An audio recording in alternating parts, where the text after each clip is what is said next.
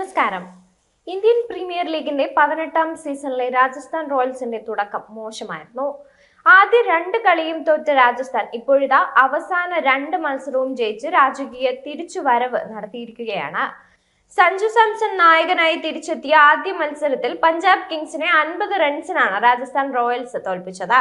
പഞ്ചാബിന്റെ തട്ടകത്തിൽ ആദ്യം ബാറ്റ് ചെയ്ത രാജസ്ഥാൻ 4 വിക്കറ്റിന് 205 റൺസ് എടുത്തപ്പോൾ മറുപടിക്ക് ഇറങ്ങിയ പഞ്ചാബിന് 9 വിക്കറ്റിന് 155 റൺസ് എടുക്കാനേ സാധിച്ചിട്ടുള്ളൂ. ആദ്യ 2 മത്സരവും ജയിച്ച് ഹാട്രിക് വിജയ പ്രതീക്ഷയിലെത്തിയ ശ്രേയസ് അയ്യരെയും സംഘത്തെയും അവരുടെ മടയിൽ നാണം കെടുത്തുന്ന പ്രകടനമാണ് സഞ്ജു സാംസന്റെ രാജസ്ഥാൻ കാഴ്ചവെച്ചത്. നായകൻ എന്ന നിലയിൽ സഞ്ജു സാംസൺ നടത്തിയ നീക്കങ്ങളെല്ലാം ഗംഭീരമായെന്ന് തന്നെ പറയാം.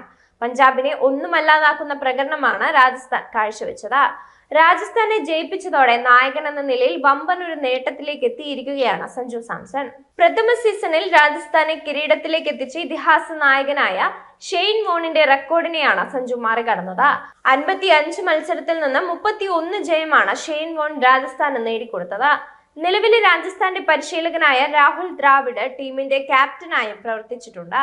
34 മത്സരത്തിൽ നിന്ന് 18 ജയമാണ് ദ്രാവിഡ് രാജസ്ഥാന് നേടിക്കൊടുത്തത്. സ്റ്റീവ് സ്മിത്ത് 27 മത്സരത്തിൽ നയിച്ച് 15 ജയം നേടിക്കൊടുത്തപ്പോൾ അജിൻക്യ രഹാനെ 24 മത്സരത്തിൽ നിന്ന് 9 ജയമാണ് ടീമിന് സമ്മാനിച്ചത്. സഞ്ജു സാംസനെ രാജസ്ഥാൻ നായക സ്ഥാനത്തിലേക്ക് എത്തിച്ചതോടെ ടീമിന്റെ നിലവാരം തന്നെ മാറിയെന്ന് പറയണം. ഇപ്പോൾ രാജസ്ഥാന് ലഭിക്കുന്ന ആരാധക പിന്തുണയുടെ പ്രധാന കാരണം സഞ്ജുവാണ്.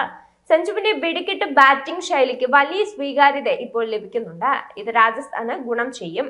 രാജസ്ഥാൻ ക്യാമ്പിനെ സന്തോഷത്തോടെ മുന്നോട്ട് കൊണ്ടുപോകാൻ നായകൻ എന്ന നിലയിൽ സഞ്ജുവിന് സാധിക്കുന്നുണ്ട്.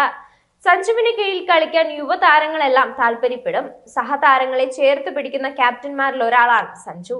ഇതിന്റെ ഫലം രാജസ്ഥാന്റെ പ്രകടനത്തിലും കാണാൻ സാധിക്കുന്നുണ്ട്. പഞ്ചാബിനെതിരായ രാജസ്ഥാന്റെ ജയം സഞ്ജുവിന്റെ മികവിന്റെ മറ്റൊരു അടയാളമാണ്. മോശം ഫോമിലുള്ള സഹതാരങ്ങളെ പോലും ഫോമിലേക്ക് എത്തിച്ച് മാച്ച് വിന്നർമാരാക്കാൻ സഞ്ജുവിന് സാധിക്കുന്നുണ്ട്. ഇത്തവണത്തെ സഞ്ജു സാംസന്റെ ടീം കരുത്തിനെതിരെ പല വിമർശനങ്ങളും ഉയർന്നിരുന്നു. ആദ്യത്തെ 2 മത്സരത്തിലും രാജസ്ഥാൻ തോൽവിയോടെയാണ് തുടങ്ങിയത്.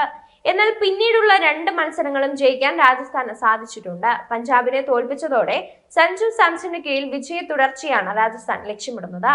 ഇത്തവണ പ്ലേ ഓഫിലേക്ക് എത്താൻ രാജസ്ഥാന് സാധിക്കുമെന്ന പ്രതീക്ഷ സജീവമാക്കുന്ന ജയമാണ് പഞ്ചാബിനെതിരെ നേടിയിരിക്കുന്നത്. സഞ്ജു സാംസന് മുന്നിൽ നിന്ന് നയിക്കുമ്പോൾ 2ാം കിരീടം അലമാരയിൽ എത്തിക്കാമെന്നാണ് ആരാധകരുടെ പ്രതീക്ഷ.